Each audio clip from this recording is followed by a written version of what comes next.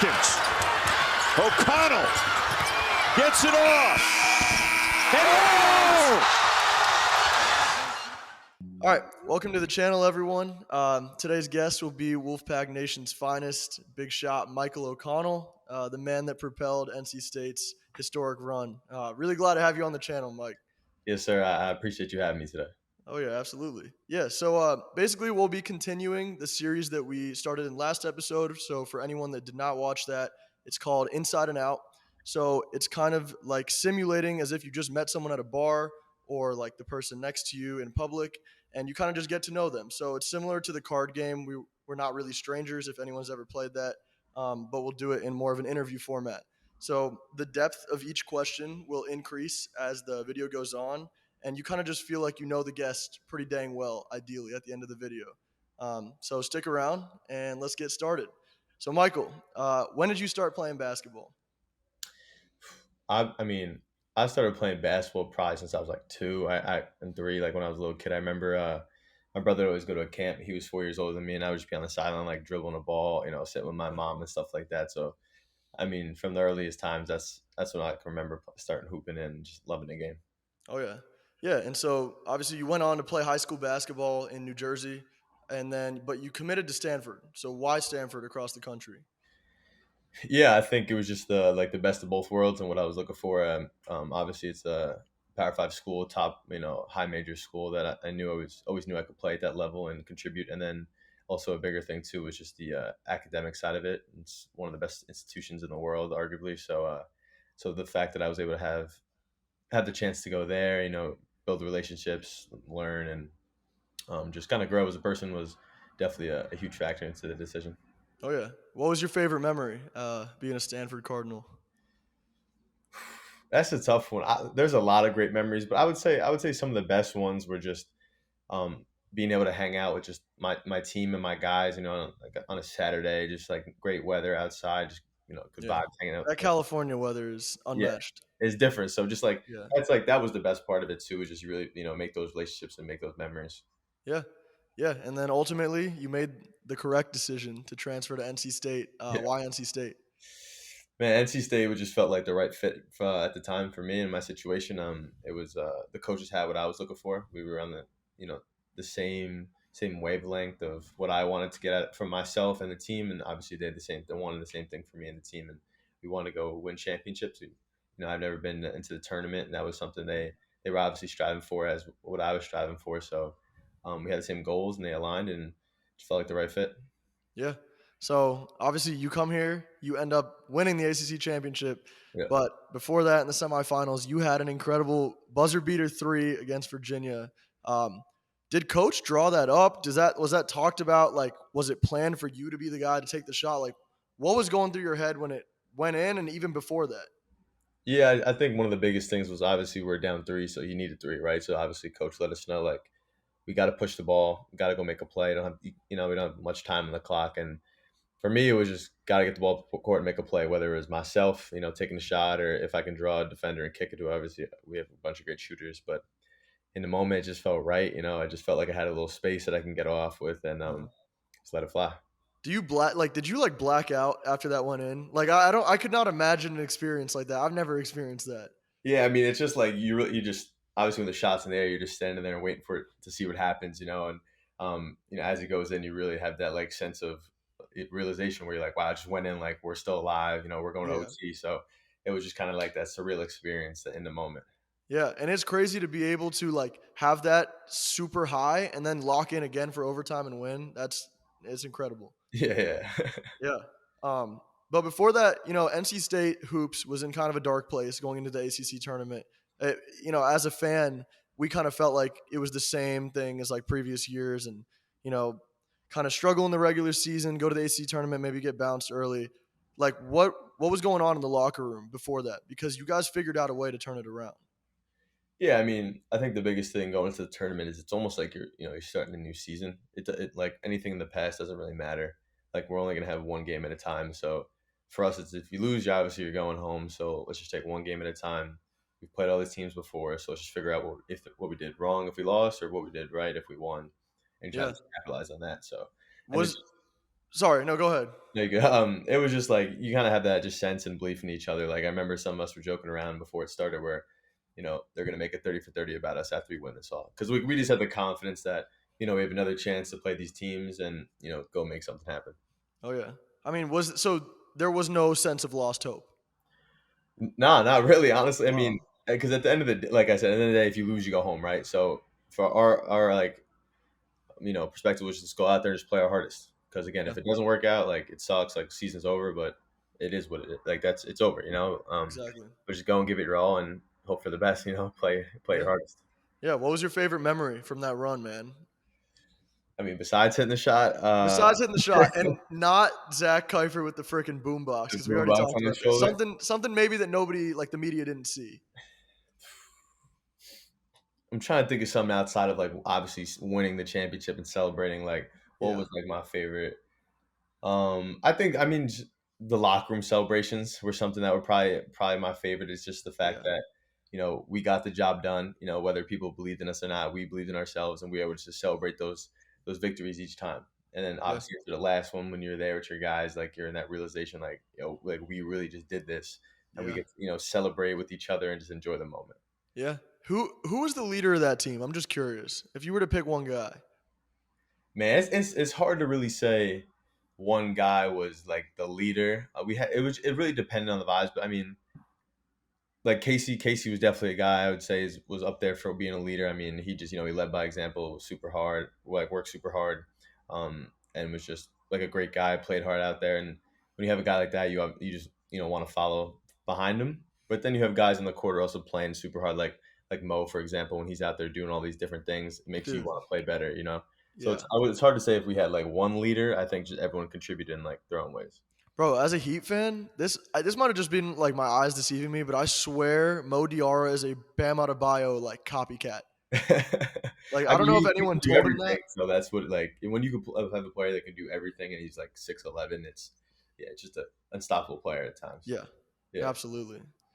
Um, yeah. So as for yourself though, going into the ACC tournament, I was looking, doing some number crunching. Your averages were relatively modest, and then in the tournament, you averaged 13, 4, and 3 on efficient shooting, and 13 points in college is not what it is in the NBA. It's harder to average that number. Like, what did someone say something to you, or like what flip switched?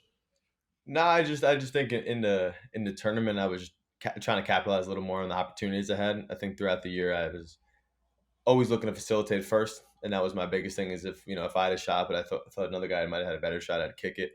Where these times I was just if I was open and I felt confident, I was letting it fly or taking the gap that the defense gave me. So I just feel like for myself, I was just looking to score a little more, but at the same time, just taking what the defense gave me. Yeah, absolutely.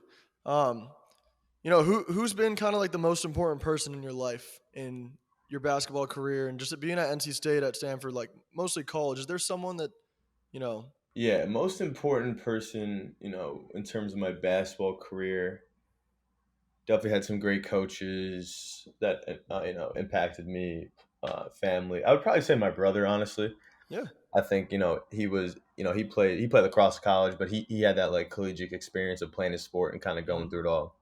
Oh yeah. Um, but like just having a guy to talk to that obviously I'm super close with that I can talk to through all the highs and lows and just talk about whatever. And he's able to see the game because he played basketball too growing up, so he knows how to see the game and stuff like that. So having him like someone I can call quickly whenever whatever time of day or just text about certain things was definitely super helpful. So I'd probably say he's been the most helpful throughout my Oh yeah. experience. Absolutely. Yeah, I like that, man. Yeah. It's obviously extremely helpful because like your parents can be very instrumental, but having someone like your brother that actually like lived it Hmm. is huge, right? It's a whole different So experience. Yeah. yeah. Um, so going back to like actual basketball, right? The ACC tournament, you guys matched up with Chapel Hill in the finals, and I remember seeing clips of the Chapel Hill players basically being like, "They don't belong. NC State doesn't belong.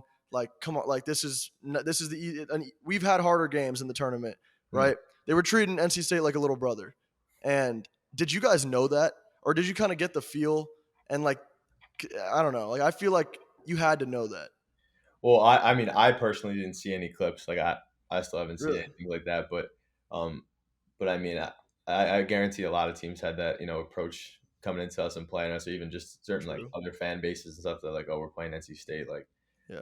because if they've beaten us before or whatever, it was a close game, this is that. But yeah, I mean that honestly, I don't think that really like you even if you do hear it, hear it, you take it into account. But at the end of the day, we know what we can do, and we know we can compete with anyone, as we showed. So it's Exactly. we didn't really worry about outside noise, whether it was like good, bad, fans or other players. It was more so go out there and control what we can control and get the job done. Yeah. Yeah. Absolutely. All right, man. Let's take it a little step further. Toughest thing you've ever had to hear from a coach. What comes to mind? Toughest thing, I would probably just say like when you have end of the year meetings with coaches. Sometimes they're obviously going through your career. They want you to get better, so they're gonna keep it real with you, shoot you straight. So just like telling you, you gotta play better. You gotta be a better player. If you're not, we're gonna have to play guys over you. It's just like the reality of sports and college. So just going through that process throughout college is definitely something that it's definitely hard to hear at times because even if you think Yes. you're doing well, they want you to do better. Or if not, they're trying to find someone to replace you. But yeah, that's probably like just the toughest relative Yeah. stuff I've heard. Yeah.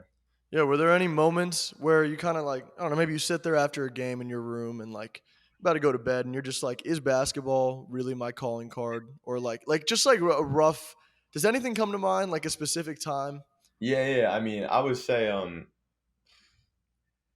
throughout like my sophomore year, team was definitely struggling. I was playing okay, but I know I can play better.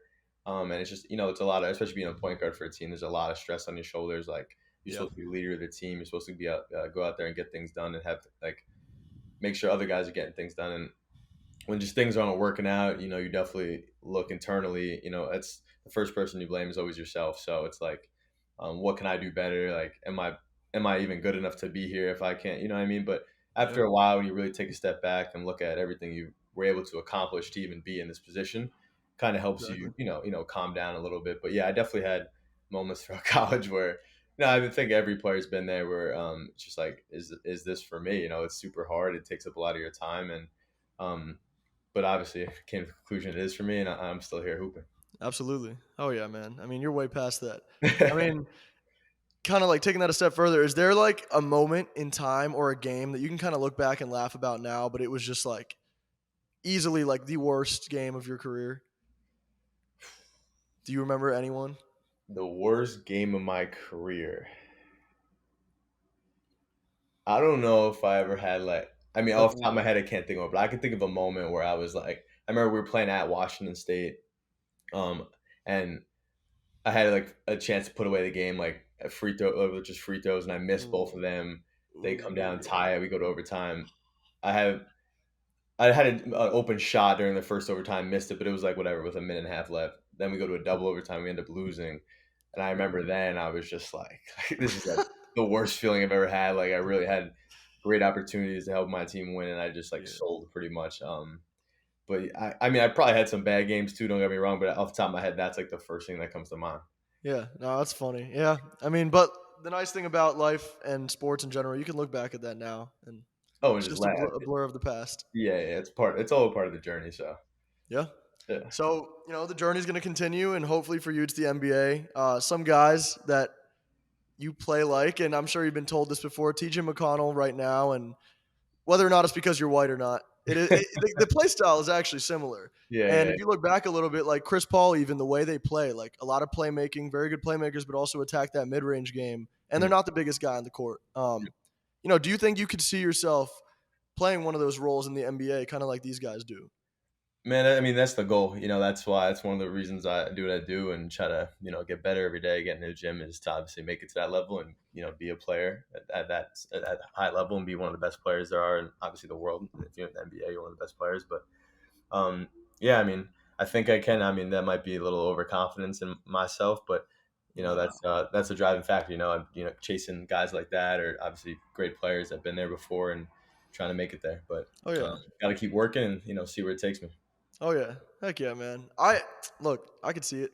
It's coming. It's I coming. appreciate Just I give it appreciate a couple years. it. Um, yeah, and just lastly, what has motivated you most through your basketball career? Is it ever like a thing a player said to you, like an opponent, a negative thing, or something a coach said to you, like, that constantly propels you. You rewind that in your head every day. Yeah, I mean, I would say one of the biggest things is just like the love for the game. It's kind of something like I don't know what I'd really be doing if I wasn't playing basketball right now. It's something that, I never want basketball to end. So just having that, even on the days where I don't feel like waking up and going to, the gym and working out and stuff like that, or going through like hustling for a ball, it's like the love for the game kind of takes over where you kind of realize like one day this is going to be over. So, enjoy these moments, whether good or bad, and just try to capitalize on them. Yeah, Um, but I also say to say my family, they've always been like super supportive of it, and obviously I've been playing since I was a kid, and they've been taking me to games, practices, and stuff like that, or coaching me. And I just say like they were definitely they're huge motivators when it comes to going out there and just giving it your all. absolutely. I Yeah, love that, man. Yeah. Well, that'll do it. I definitely look. I feel like I got to know you a good bit, and I really appreciate you coming on the channel. yes, sir. I appreciate you having me, my boy. Yeah. And to you guys, I hope y'all enjoyed. I hope you guys also feel like you know Michael O'Connell a little bit better now. And looking forward to next year. Yes, sir. We got to get back after it, so and hopefully repeat what we did this year and a little more. Absolutely. Yep. Yeah. We're going to win it all next year. Yes, sir. Mark it. All right, y'all. Y'all have a good one. Peace.